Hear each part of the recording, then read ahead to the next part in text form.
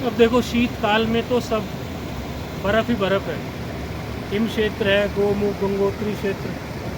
तो शुचिता की परिभाषा थोड़ी शास्त्रीय ढंग से लेनी पड़ती है। हमें तो जल का बड़ा अभ्यास है, हमें हर चीज़ में जल चाहिए।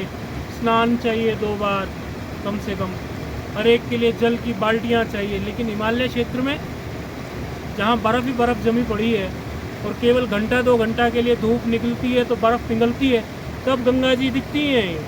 ये गंगा मैया है, ये तभी दिखती है जब जल का प्रवाह, जब वो बर्फ़ पिघलती है।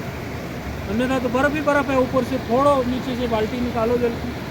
तो स्नान उतना सुलभ नहीं है जितना मैदानी क्षेत्र में है। तो अपने स्वभाव को, आदतों को कुछ न कुछ बदल के ही हिमालय क्षेत्र में रहा जा सकता है। तो शुचिता की जो अपनी शास्त्रीय परिभाषा है उस पर यहाँ अमल करना ही पड़ता है, उसको पकड़ के चलना पड़ता है।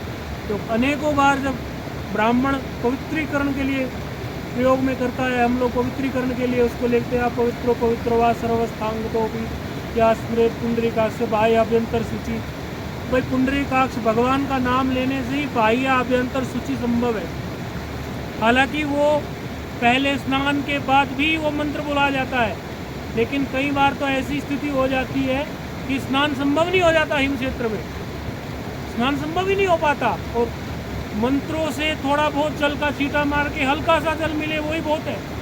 उसी से फिर बाह्य अभ्यंतर शुचि, तो शुचिता की परिभाषा थोड़ी यहाँ बदल जाती है। तो बिल्कुल हम अपने हृदय से बोल रहे हैं, हमें बिल्कुल अभ्यास नहीं ऐसा कि हम जल के बिना अपना काम चला लें, लेकिन बहुत ही थोड़े जल में काम चलाना पड़ता है, वो भी बर्फ़ फोड़ के जल निकलेगा।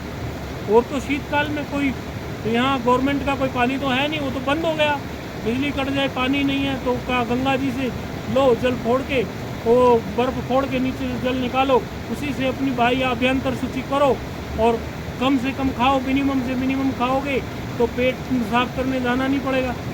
तो यहाँ की जो साधना पद्धति है वो भिन्न है, मैदानी क्षेत्र से भिन्न है। तो यहाँ आकर एक अलग प्रकार का अभ्यास है, अलग प्रकार का जीवन है। लेकिन मन को किसी भी प्रकार के अभ्यास में यदि ढालने के लिए हम तैयार हैं तो कहीं भी हम चल पड़ेंगे, निभ जाएंगे।